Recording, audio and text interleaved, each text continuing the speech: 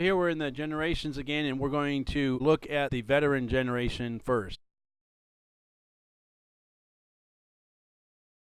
Remember, the veterans are the World War II generation, 1920s to 1933, those who fought in World War II, I should say. We will cover them now in a little more detail on the next few slides.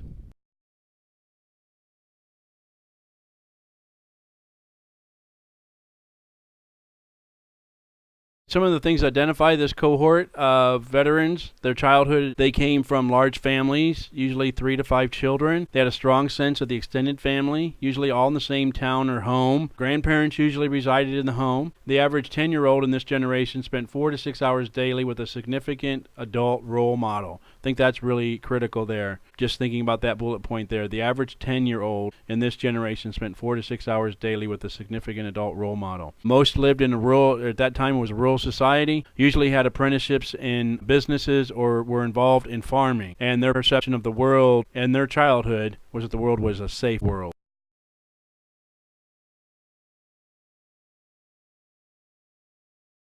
Some of the experiences that marked the veteran generation as a whole included the first transatlantic flight by Charles Lindbergh on May 20th, 1927. Probably the most influential event was the stock market crash in 1929, which then led to the Depression, the Great Depression, that really influenced and shaped this cohort's experiences. The New Deal with FDR was a very influential political move at that point, giving the country hope, veteran generations in particular, and Social Security was established in 1935. Pearl Harbor, 1941, some major defining both national and international events happening during the veteran generation's experience. And then, of course, coming home and the GI Bill, and that was a major influence for helping this generation gain access and affordability for going to college and getting a college education.